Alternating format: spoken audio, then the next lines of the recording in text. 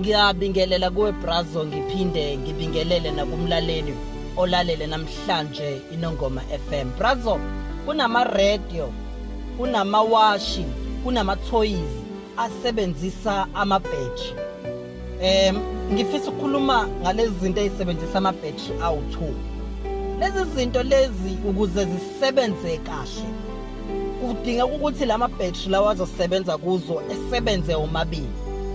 Uma eyodwa i-battery ingasasebenzi siphelelwa amandla, le enye noma bekuthiwa namandla angakanani noma kuthiwa nomlilo ongakanani, kodwa i-appliance ngeke zikwazi ukusebenza, iwash ngelize likwazi ukusebenza, i-toys ngelize likwazi ukusebenza, u-radio uzothula ungasebenzi. Noma bekuthiwa lo omunye uzama kangakanani ukwenza ukuthi isebenze, then uzobe emosha isikhathi sakhe, uzobe emosha amandla akhe ngoba awazi ukubonakala amandla akhe ngoba lo omunye akasenawo. Ngifisa ukuthini namhlanje? Ngifisa ukuthi kuyingozi ukuba kubudlelwano kanti omunye akasenawo amandla noma akasenaso isifiso sokuba le relationship iqhubeke. Ukuthi wena usasenalo uthando luningi kodwa akwenzi umhlaba wenu ukuthi urotate, akwenzi ukuthi relationship yenu iye phambili noma ungazama kangakanani, kodwa uma esedecide loyana ukuthi akafuna ukubona okuzamayo, then okuzamayo ukuzamela ize. Kunabantu abamosha isikhathi sabo ngendlela eyisimanga, abazi ukuthi they are wasting their time. Kunosisi ovuka ekuseni ngaso sonke isikhathi umenzela i-breakfast, wenza sure ukuthi kufanele ukuthi elale edlile, kufanele ukuthi ephathe umphako emsebenzini uyamnakekela ngakho konke okusemandleni. Ngicela ukukutshela ukuthi lokho okuzama kwakho kungenzeka ukuthi akakuboni ngoba usedecide ukuthi ngeke eze kubone. And ngicela ukukutshela ukuthi umuntu ongasenawo amandla okwenza i-relationship iye phambili noma bekuthiwa wena uyiphusha kangakanani ukuthi iye phambili, ngeke ezebone ukuzama kwakho, ngeke ezebone ukwenza kwakho ngoba vele yena akasekho lapho. Kunobhuti othenga imbali, kunobhuti othengela usisi impahla, kunobhuti otexta usisi everyday kuze kuyoshona ilanga, kunobhuti ofaka usisi kuma status akhe umfaka ku Facebook.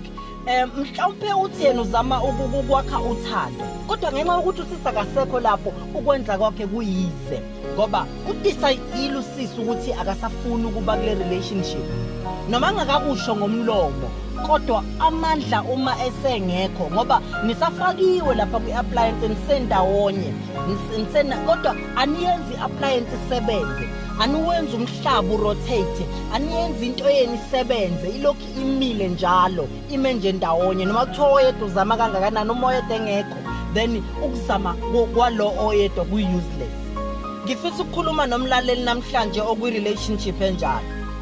Uma upartner wakho engasekho, uma upartner wakhe amandla engasenawo ukwenza i-relationship iye phambili, uma uthanda engasenalo lokwenza i-relationship iye phambili, ukuzama kwakho kuzobe kuyize noma ungenza nanoma ngabe yini. Umuntu mesedecide ukuthi akasafuna ukuba kule relationship, ayisekho into engamenza ukuthi eculiseke noma ungaqoka kahle noma unganuka kahle kangakanani noma ungafaka luphi uhlobo lukapende ozoyipenda ngale ebusweni uzobuganga ngesikhathi, noma ungathenga luphi uhlobo loyivi umosha imali yakho, you are wasting your time ngoba lo muntu lona usedecide ukuthi akusekho asazokubona kuwe noma ungenza nanoma ngabe yini. Okuhle ongakwenza ukusave i-self esteem yakho, ukusave ukuzethemba kwakho. Once wabona umuntu ukuthi akasadinga empilweni yakhe, qinisekisa ukuthi wena uyasiqhelalanisa naye uphume. Ukusave inhliziyo yakho uma uyithanda, ukusave i-energy yakho. Mhlawumbe le energy oyifaka kakhulu laphana kukhona abantu ongayifaka kubo beyi-appreciate. Ngifisa ukukhuluma nomlaleli namhlanje ukuthi uma upartner wakho engasekho lapho, uma upartner wakho amandla angasenawo ukwenza le relationship isebenze, phuma isikhathi sisekho. Nomlaleli ebe nosuku oluhle kakhulu nakusasa ngesikhathi esifanayo. Amen.